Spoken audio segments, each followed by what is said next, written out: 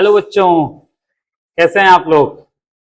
आशा करता हूँ एकदम मस्त आनंदमय होंगे, अच्छे से पढ़ाई कर रहे होंगे। तो आइए आज कमाई डू वर्ड के ऑनलाइन प्लेटफॉर्म में फिर से देखते हैं एक नया प्रैक्टिस सेट। इस प्रैक्टिस सेट के साथ आप सभी का मैं स्वागत करता हूँ। तो इस प्रैक्टिस सेट में कौन सा चल रहा है, इसमें हम लोगों ने अगर देखा जाए तो कितना हम लोगों ने प्रैक्टिस सेट कर लिया, 10 प्रैक्टिस सेट हम लोगों का कंप्लीट हो चुका है। 10 प्रैक्टिस सेट में हम लोगों ने क्या क्या देखा था, पैटर्न को पूरा करना, उसका तीन टॉपिक था।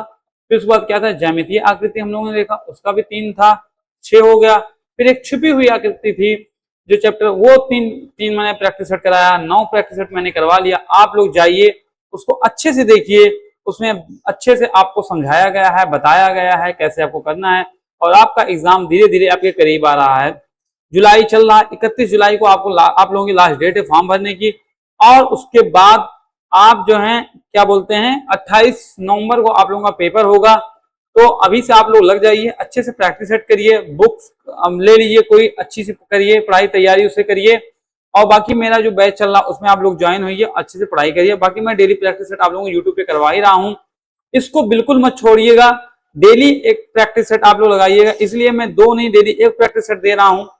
जैसे जैसे एग्जाम पास आ जाएगा, मतलब जैसे अब नवंबर में पेपर है तो आप लोगों का सितंबर से मैं 2-2 3 दिन प्रैक्टिस सेट पर डे करवाना स्टार्ट कर दूंगा। फिर उसके बाद पूरा एग्जाम जो पेपर होता है, एग्जाम पैटर्न पर पूरा 80 क्वेश्चन का एक बुकलेट दूंगा, उसको करने के लिए एग्जाम जिसे एग्जाम में कराया जाता है। तो बस मेहनत आपको करनी है, बाकी हम आप लोगों को मटेरियल प्रोवाइड करवाने की जिम्मेदारी हमारी है, लगन से पढ़ाई करने की आपकी है। और जो अभिभावकगण हैं उनसे मेरा अनुरोध है कि अपने बच्चों को जो है अच्छे से आप गाइड करें, और आवासीय विद्यालय नवोदय में आप जरूर भेजें उनको, क्योंकि नवोदय एक ऐसी संस्था है, मैं हमेशा बताता हूं कि वहां बच्चा जो 7 साल पढ़ लेता है वो बहुत कुछ सीखता है, काफी ज्यादा उसमें बदलाव आ जाता है। तो अगर चाहते हैं कुछ आपका बेटा या बेटी बेहतर करे तो फिर आप कुछ दिन 3-4 महीने की बात है, आप उसके पीछे लगें और साथ में रह करके पढ़ाई करवाएं उसको। और जो मैं प्रैक्टिस सेट करवा रहा हूं इसका जरूर आप रिवीजन करवाएं, क्योंकि प्रैक्टिस सेट के बिना आप बच्चे का सिलेक्शन संभव नहीं है। आइए देखते हैं फिर आज का ये 11वां प्रैक्टिस सेट है। और ये टॉपिक क्या है, पैटर्न कंप्लीटेशन, जिसे इसमें हम कहते हैं चित्र को पूरा करना। जैसे चित्र रहता है, मैंने बताया था ना, इधर ये बॉक्स मान लीजिए यहाँ पर ऐसे एक बॉक्स दिया रहेगा, एक बॉक्स रहेगा, उसके बाद उसमें तीन चित्र जो है आपका कंप्लीट रहेगा, ये वाला कंप्लीट रहेगा। इसमें आपको फिलअप करना, इसमें आप क्या रखना चाहेंगे। तो 3 उत्तर आकित होगी, उसमें से रखना होगा। आइए बढ़ते हैं, इसमें क्या क्या जो इस बार नया पैटर्न आपको लोगों का आया हुआ है, नया सिलेबस आया हुआ है, उसमें क्या क्या जोड़ा गया है, including alphabetical and numeric pattern भी जोड़ा गया है, मतलब नंबर से अल्फाबेट से संबंधित भी प्रश्न आएंगे। तो देखते हैं हम लोग, आइए बढ़ते हैं।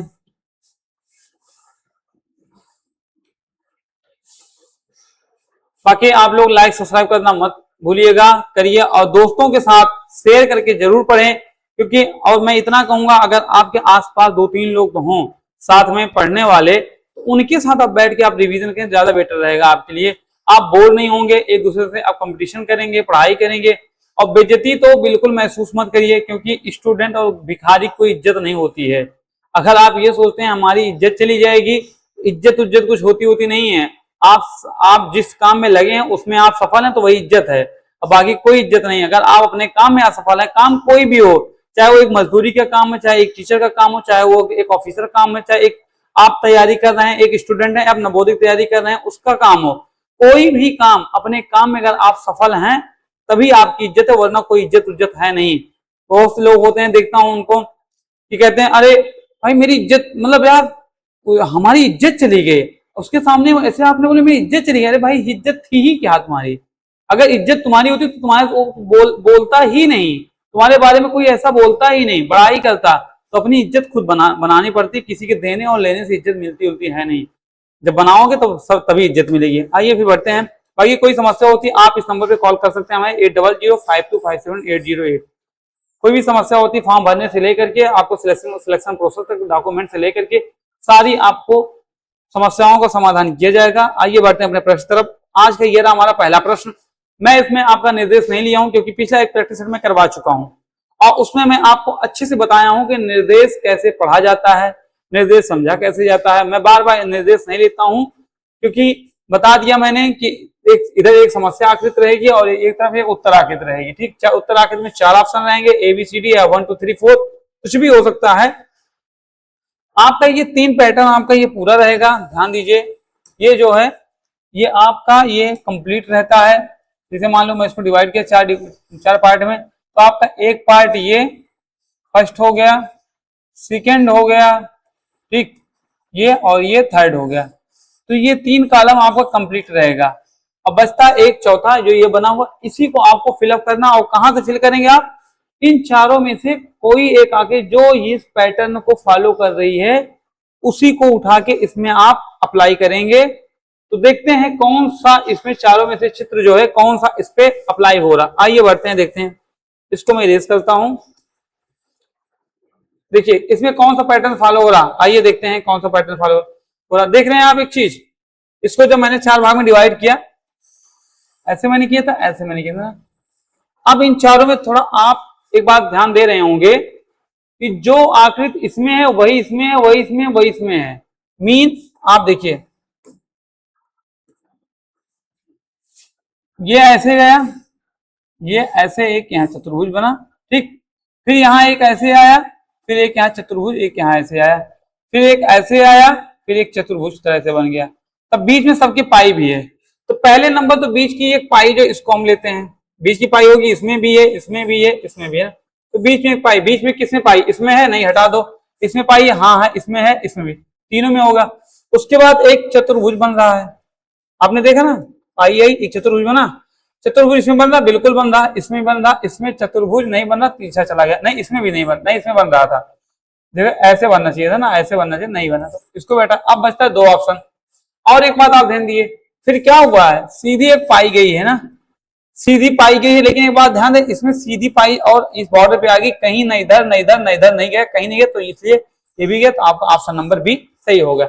बिल्कुल ऐसे ही आप पकड़ेंगे। स्टार्टिंग में जब आप प्रैक्टिस करेंगे तो आप ऐसे ही पकड़ने की कोशिश करिए कि कहां हमारी आकृति कंप्लीट हो रही है, कि किस प्रकार हमारी आकृति को कंप्लीट हो रही है और कौन सा पार्ट इसमें फॉलो हो रहा है, कैसे लगेगा। मैंने आकृति आपकी बना दिया तो सीधा आ गया ना, बस केवल बस ड्रॉ करता गया, निकल गया। लेकिन जब आप 20 से 30 40 प्रैक्टिस सेट कर लेंगे तो आपको देखते ही आपको उत्तर समझ में आ जाएगा कौन सा इसमें उत्तर होगा। अगला प्रश्न देखते हैं, अगला प्रश्न क्या कह रहा है, इसको देखिए क्या कह रहा है। इसमें सेम वही पैटर्न है, अगर मैं इसको फॉलो करता हूं, देखिए मैंने एक 4 पार्ट में डिवाइड किया, पहले इसको डिवाइड कर दिया ना। अब एक बात आप ध्यान दे रहे हैं क्या, देखिए यहां पाई, इस कॉर्नर से इस कॉर्नर, इस कॉर्नर से इस कॉर्नर, इस कॉर्नर से इस कॉर्नर, आइए देखते हैं इस कॉर्नर से इस कॉर्नर है कोई पाई, इस कॉर्नर से इस कॉर्नर, इस कॉर्नर से, सब में है, इसमें नहीं है, हटा दो इसको। उसके बाद क्या हुआ है, सब में एक गोला है, एक गोला है, एक गोला है, यहां भी हम एक गोला बनाएंगे, इसी साइड बनेगा पाई के ऊपर, पाई के ऊपर गोला है, इसमें ठीक है, इसमें है नहीं, हटा दो, इसमें भी नहीं है, बस आपका यहीं से उत्तर निकल आया। सब पाई के नीचे गोला था, पाई के ऊपर गोला था, निकल आया उत्तर। बस ज्यादा लॉजिक लगाना ही नहीं था, देखा आपने उत्तर निकाल दिया एक नजर में, तो देखते ही आप उत्तर निकाल सकते थे। लेकिन कुछ बच्चे जो कमजोर हैं उनको नहीं समझ में आता है, तो उनके लिए हमें ये चीज करना पड़ता है, समझाना पड़ता है एक चीज। तो देखिए ये पाई भी हो गई, ये गोला भी होगा, बीच में ये निशान भी था, निशान भी यहाँ आ गया, बस आपका ऑप्शन नंबर जैसे ही होगा। अगला प्रश्न देखते हैं, क्वेश्चन नंबर 3 क्या कह रहा है, इसको भी हम 4 भाग में डिवाइड करते हैं। मैंने डिवाइड किया, यहां किया, यहां लाया, डिवाइड कर दिया। अब इसमें क्या किया गया, आप एक बात ध्यान दे रहे हैं कि नहीं, इस वाली आकृति का चित्र, जैसे ये वाली आकृति है, देख रहे हैं आप इसको, जो इसमें है सेम इसी प्रकार इसमें है, देख रहे हैं। तो इसका मतलब जब जो इसमें वो इसमें, तो जो इसमें वो इसमें होगा। तो ऊपर कट लगा हुआ, ऊपर कट किसमें है, एक में है, एक में है, इसको हटा दो, इसको हटा दो, इधर डॉट है, गोला, इधर गोला, इधर गोला, बिल्कुल सही है। अब नीचे गोला है यहाँ पर, इधर कट है, नीचे गोला, इसमें नहीं, हटा दो, बस ऑप्शन नंबर डी आपको सही हो गया। बस देखा आपने, जो इसमें था वही इसमें फॉलो होता, फिर इसमें हो वही इसमें फॉलो होगा, बस उत्तर आ गया आपका ऑप्शन नंबर 4। अगला प्रश्न देखते हैं क्या कह रहा है। इसमें इसको भी हम 4 पार्ट में डिवाइड करते हैं।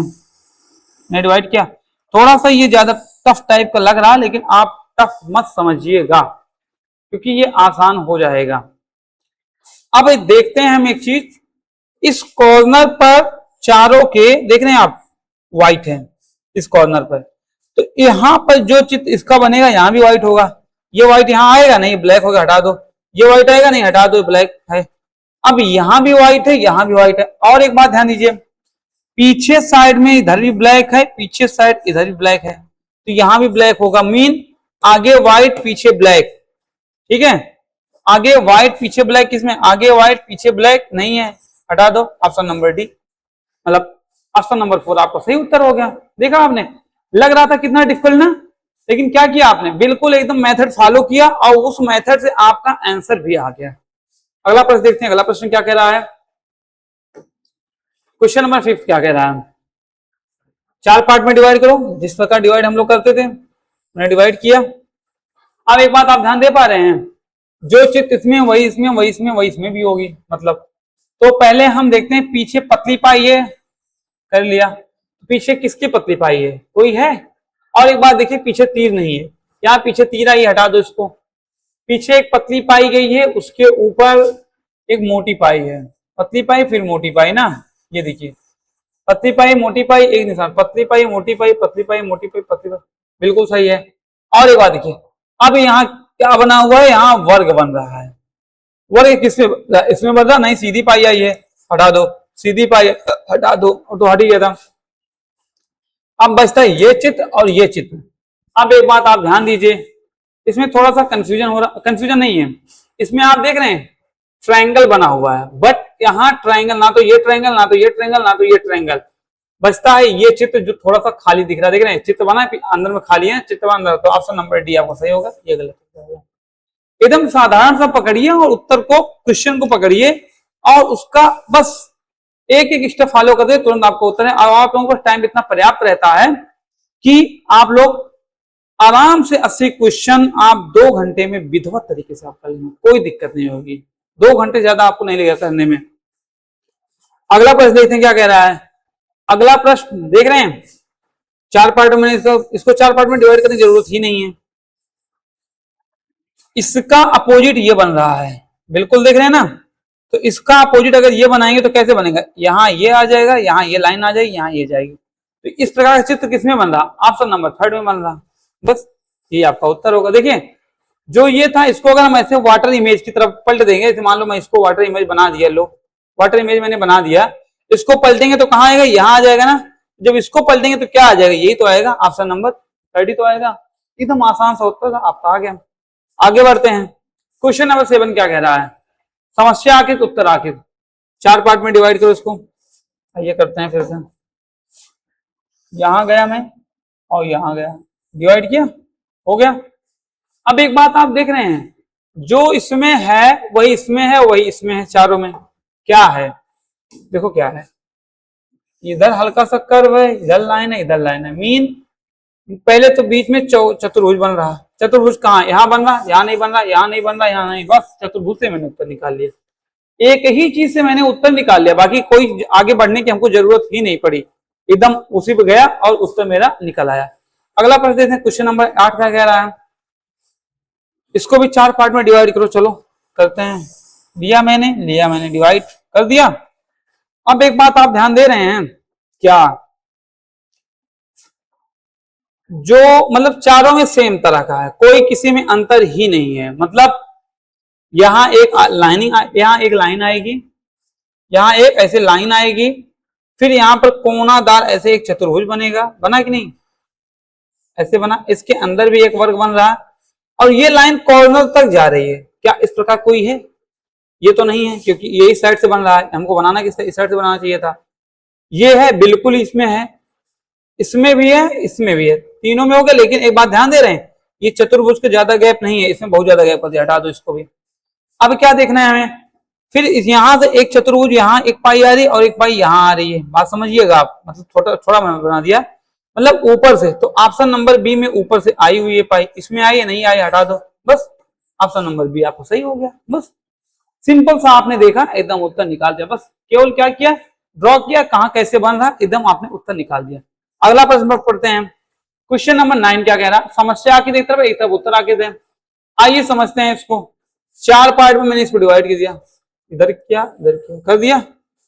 अब क्या करते हैं, देखते हैं क्या हो रहा, जो चित्र यहां है ध्यान दीजिएगा, जो चित्र इसमें बन रहा है वही इसमें बन रहा है, तो जो इसमें बना है वही इसमें बनेगा ना। तो इसमें क्या बना हुआ है देख रहे हैं, एक बीच में सर्कल कर दिया, इधर पाई इधर पाई, फिर बीच में कट मार दिया। इस प्रकार कोई चित्र है, इधर पाई इधर बीच में कट। ऑप्शन नंबर ए ही हमको सबसे पहले दिख गया। अच्छा बी भी इस तरह का है, लेकिन क्या है इसका सर्कल बहुत छोटा, हटा दो। क्या सी भी है क्या इस तरह का, कोई अंतर, ऐसे ऐसे सी है, अरे यार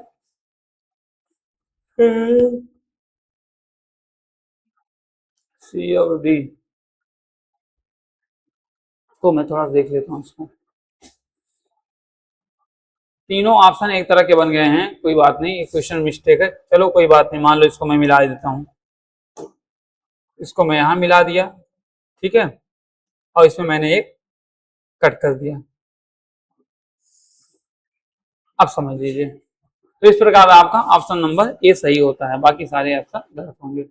अगला प्रश्न देखते हैं क्या कह रहा है। ये तो सही लग रहा ना।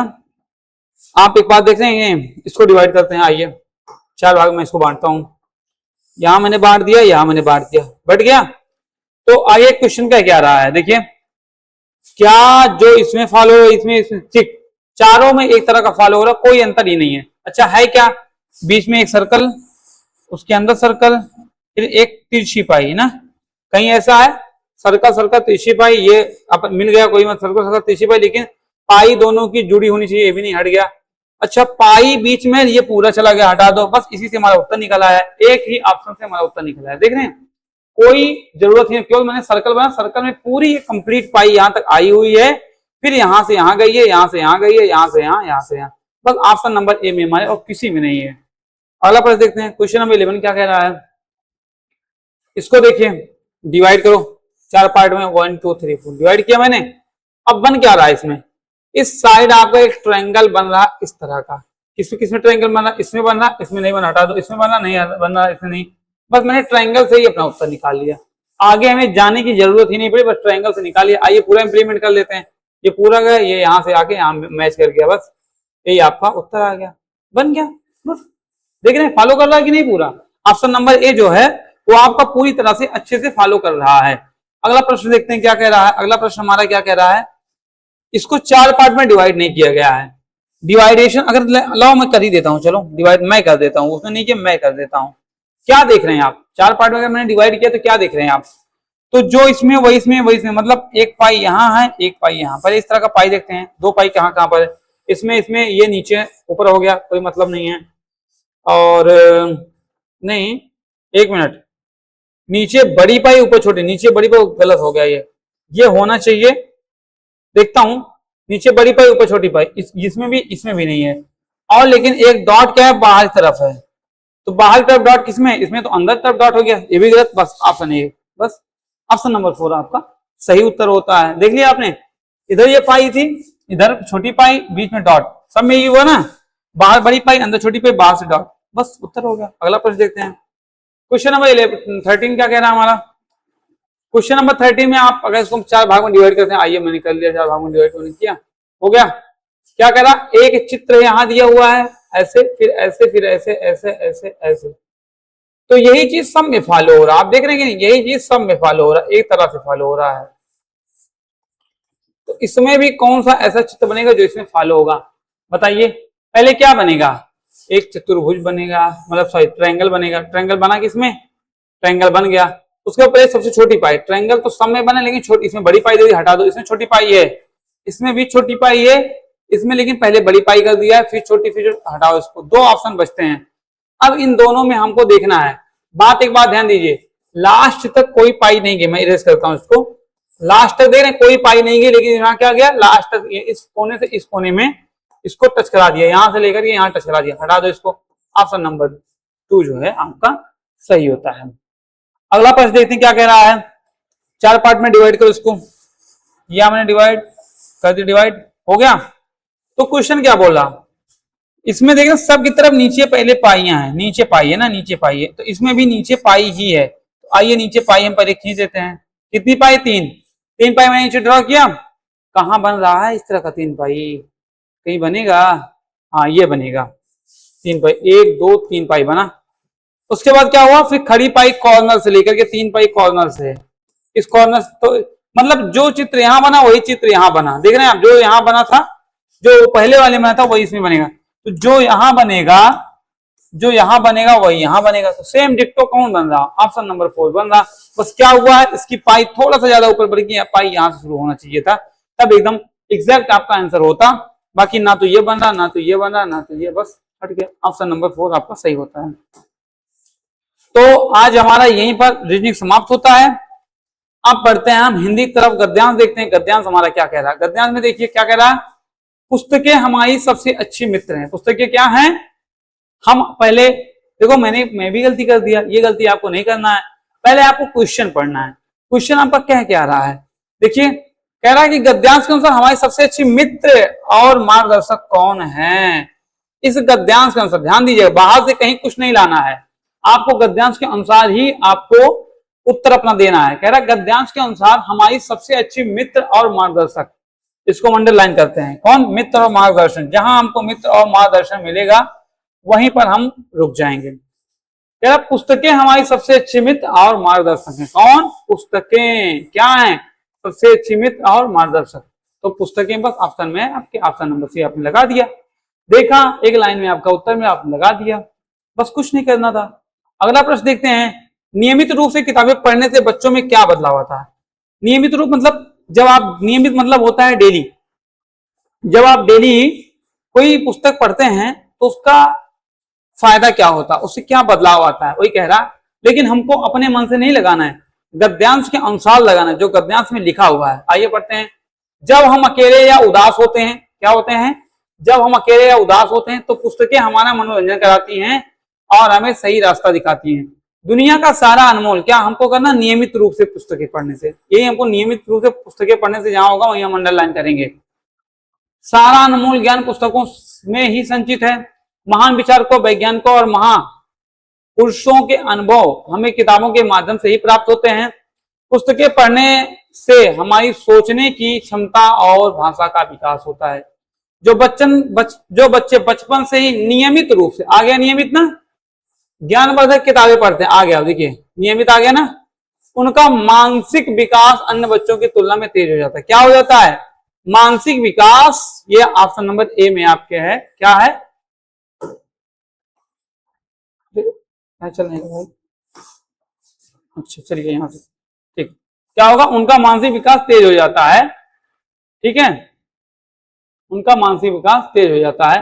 वे खेलना भूल जाते हैं, नहीं, उनकी आंखें समय से बचती नहीं, आपका ऑप्शन नंबर ए सही होता है। अगले क्वेश्चन देखते हैं क्या कह रहा है, पुस्तकों में क्या संचित रहता है, अब हमको बताइए। आइए देखते हैं, पुस्तकें हमें केवल साक्षर नहीं बनाती बल्कि हमें एक अच्छा और समझदार इंसान बनाने की प्रेरणा भी देती हैं। इसलिए हमें अपने जीवन में टीवी और मोबाइल के उपयोग को कम करके प्रतिदिन कम से कम 1 घंटा अच्छी पुस्तकें पढ़ने की आदत अवश्य डालनी चाहिए। पुस्तकों का सम्मान करना ज्ञान का सम्मान करने के बराबर है। यहाँ तो हमको उत्तर नहीं मिला, पुस्तकों में क्या संचित रहती है, केवल पुरानी कहानियां, दुनिया का अनमोल ज्ञान, मोबाइल के नियम, सुंदर चित्र, क्या होते हैं, देखते हैं कहाँ था ये, क्या संचित रहता है, कहीं था संचित। पुस्तकें हमारी सबसे अच्छी मित्र और रास्ता दिखाती है। दुनिया का सारा अनमोल क्या है ये, पुस्तकों में संचित, आपका उत्तर यहाँ है, तीसरे प्रश्न का उत्तर यहाँ है। पुस्तकों में क्या संचित रहता है, दुनिया का सारा अनमोल ज्ञान, क्या होता है, दुनिया का अनमोल ज्ञान, ये ऑप्शन नंबर बी आपका सही होता है। इस प्रकार आप क्वेश्चन को पढ़ेंगे फिर उसके बाद उत्तर करेंगे, आपको एकदम सही आपका आंसर मिलेगा। अगला प्रश्न देखते हैं क्या कह रहा है, पुस्तकों का सम्मान करना ज्ञान का सम्मान करने के बराबर है। इस कथन का अर्थ क्या है, मतलब क्वेश्चन क्या कह रहा है, पुस्तकों का सम्मान करना ज्ञान का सम्मान करने के बराबर है, इस कथन का अर्थ क्या है, आइए पढ़ते हैं। किताबों को सजा कर रखना जरूरी है, पुस्तकों को आदर देने से हम वास्तविक ज्ञान को महत्व देते हैं। केवल महंगी किताबें खरीदना ही सम्मान है, किताबों को कभी छूना नहीं चाहिए।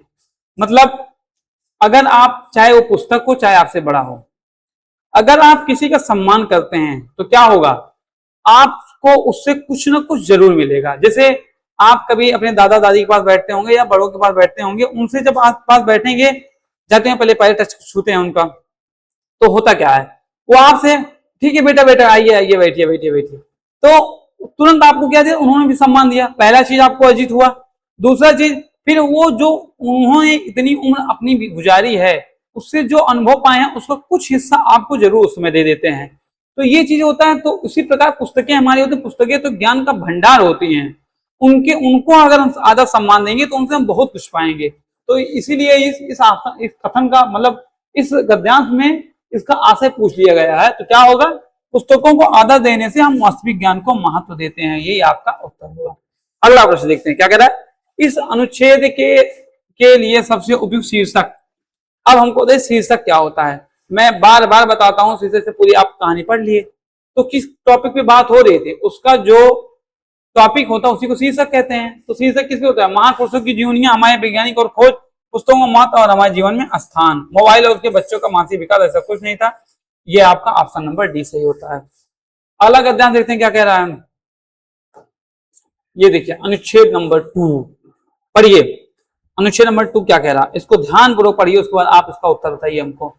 कह रहा हमारी पृथ्वी पर इंसान, ओह सॉरी मैंने फिर गलती किया, मुझे पहले क्वेश्चन पढ़ना है। कह रहा प्रकृति के संतुलन को बनाए रखने में कौन महत्वपूर्ण भूमिका रखता है। आ गया, प्रकृति के संतुलन को बनाए रखने में कौन करता। आइए देखते हैं।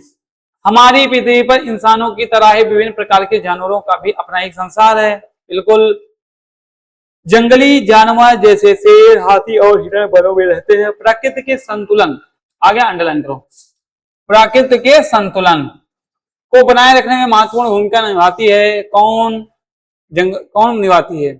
हमारी पृथ्वी पर इंसानों की तरह ही विभिन्न प्रकार के जानवरों का भी अपना एक संसार है। जंगली जानवर, ठीक, जंगली जानवर जैसे शेर, हाथी और हिरण वनों में रहते हैं और प्रकृति के संतुलन को बनाए रखने में महत्वपूर्ण भूमिका निभाते हैं। कौन भैया, ऊंची मारते नहीं, ये जो जंगली जानवर हैं हमारे, ये हमारे प्रकृति का संतुलन बना के रखते हैं। बड़े कारखाने नहीं, तो कारखाने लगाते हैं तो फिर हमारे प्रकृति का नुकसान पहुंचता है। शहरों की सड़कें नहीं, जंगलों को काटा जाता है सड़क बनाने के लिए। आगे देखते हैं अगला क्वेश्चन क्या कह रहा है। जंगलों की लगातार कटाई से जानवरों पर क्या असर पड़ा। आगे बढ़ते हैं। दूसरी ओर गाय, कुत्ता और घोड़ा जैसे पालतू जानवर सदियों से इंसानों के मददगार रहे हैं। जानवर बोल नहीं सकते, लेकिन वे भी प्रेम, डर और वफादारी की भावनाएं महसूस करते हैं। आज जंगलों की लगातार कटाई, आ गया ना कटाई, कहा गया जंगलों की लगातार कटाई और बढ़ते प्रदूषण के कारण कई दुर्लभ जानवरों के रहने का स्थान छिन रहा है। क्या हो रहा है, क्वेश्चन क्या कह रहा है, क्या असर पड़ रहा है, उनका स्थान छिन रहा है जिससे उनका जीवन खतरे में पड़ रहा है। क्वेश्चन क्या कह रहा है, जंगलों की लगातार कटाई जानवरों पर क्या असर पड़ रहा, उनका जीवन खतरे में पड़ रहा। बस आपका उत्तर आंसर नंबर ये हो गया। तो शहरों में खुश रहते हैं नहीं भाई, उनका आवास जो है जंगल होता है। फिर क्या है, उनकी संख्या बहुत बढ़ गई नहीं, उन्हें नया भोजन मिल गया नहीं। अब कह रहा है कि गद्यांश के अनुसार जानवर कौन सी भावनाएं महसूस कर सकते हैं। गद्यांश में जानवर कौन सी भावनाएं महसूस कर सकते हैं। अब बताइए कौन सा होता, मैंने बताया ना जानवर कौन सी भावनाएं महसूस करते हैं। ये जैसे गाय, कुत्ता और घोड़ा जैसे पालतू जानवर सदियों से इंसानों के मददगार जानवर बोल नहीं सकते, लेकिन वे प्रेम, डर, वफादारी की भावनाएं महसूस कर सकते हैं। क्या करते हैं वे, प्रेम, डर और वफादारी की भावनाएं महसूस कर सकते हैं। ये रहा। अगला प्रश्न देखते हैं क्या कह रहा हमारा आपका, धरती से जानवरों के समाप्त होने पर इंसानों पर क्या प्रभाव पड़ा। बताइए, धरती से जानवरों के समाप्त होने पर इंसानों पर क्या प्रभाव पड़ा। यही तो था ना, क्या हुआ, इसलिए क्या जिससे उनका जीवन खतरे में पड़ रहा है। यह समझना होगा कि यदि धरती से जानवर समाप्त हो गया, यहाँ आपका उत्तर है, ध्यान दीजिए यहाँ उत्तर है कौन सा आपका, क्वेश्चन नंबर 4 का उत्तर यहाँ आपका मिल रहा है। धरती से जानवर समाप्त हो गए तो हमारा पर्यावरण पूरी तरह से नष्ट हो जाएगा। क्या हो जाएगा, हमारा पर्यावरण पूरी तरह से नष्ट हो जाएगा। ऑप्शन नंबर बी आपका सही होता है। इंसानों का जीवन अधिक सुरक्षित होगा, नहीं भाई दुर्लभ हो जाएगा। शहरों का विकास तेजी से होगा, लेकिन इंसान ही नहीं तो शहर का विकास करने से मतलब क्या रहेगा, खेती करने के लिए अधिक जमीन नहीं।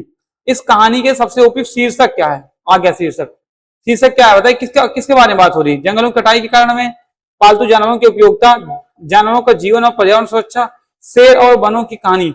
इसमें शेर भी आया है, वन भी आया है, पालतू जानवर भी आए, जंगल कटाई भी आई है, लेकिन सारा जो बात हुई है वो जानवरों का जीवन और हमारे पर्यावरण की सुरक्षा के बारे में बात की गई है, इसलिए ये होता है। फिर ये गद्यांश हमारा पूरा होता है। आगे बढ़ते हैं। आज हम देखते हैं पर्यायवाची शब्द। पर्यायवाची शब्द हमारा क्या क्या। अहंकार का पर्यायवाची क्या होता है, कहते हैं बहुत अहंकार में मत करो, घमंड, दर्प, मान। इच्छा का क्या होता है, चाह, कामना, लालसा। उपवन का क्या होता है, बगीचा, बाग, वाटिका होता है। कठिन का जटिल, मुश्किल, दुर्गम होता है। गणेश का पर्यायवाची गणपति, गजानंद, विनायक। धन का पर्यायवाची क्या होता है, संपत्ति, द्रव्य और दौलत होता है। प्रकाश का पर्यायवाची उजाला और रोशनी होता है। जब सूर्य निकलता है तो उजाला होता है, समझ में आया ना। आगे बढ़ते हैं। ये रहा विलोम शब्द। विलोम शब्द में क्या कह रहा है, उपकार, किसी का उपकार करो तो उससे भी आपका उपकार मानना चाहिए। उपकार मीन्स अच्छाई, अपकार। उधार का नगद, कभी उधार नहीं लेना चाहिए, कोशिश यही होनी चाहिए, बहुत मजबूरी हो तो उधार लेना चाहिए। तो नगद इसका पॉजिटिव है, उधार निगेटिव है। एकता में रहना चाहिए, एकता का अनेकता होता है। ऐतिहासिक का क्या होता है, अनैतिहासिक होता है, ठीक। उपसर्ग क्या होता है, प्रत्यय होता है। उपसर्ग जो आगे लगाया जाता है शब्द के वो उपसर्ग होता है, शब्द के पीछे जो लगाया तो उसे प्रत्यय कहते हैं। उत्तीर्ण का क्या होता है भाई, अनुत्तीर्ण। उत्तीर्ण माने पास हो जाना, अनुत्तीर्ण माने फेल हो जाना। एड़ी का चोटी, अगर भैया एड़ी चोटी बल लगा, मतलब नीचे से लेकर ऊपर तक बल लगा दिया। ऐश्वर्य का क्या होता है, अनैश्वर्य होता है। इस प्रकार आज आपका ये सेशन कंप्लीट होता है, जिसमें से मैंने आपको क्या क्या पढ़ाया। क्वेश्चंस 15 क्वेश्चन करवाए रीजनिंग के, 2 गद्यांश करवाया, 10 क्वेश्चन करवाए, फिर उसके बाद आपको पर्यायवाची और विलोम भी पढ़ाया। तो इसी प्रकार मैं आपको अभी गद्यांश आपको प्रैक्टिस करवाता रहूंगा। बस आप ध्यान पूर्वक उसको करते रहिए, तन मन से लगे रहिए, जिससे आप अपनी एक सीट को सुनिश्चित कर सकें। बाकी आज के लिए इतना ही, फिर मिलते हैं अगले सेशन में। तब तक के लिए आप हमको दीजिए विदा। धन्यवाद, फिर मिलते हैं दूसरी क्लास में।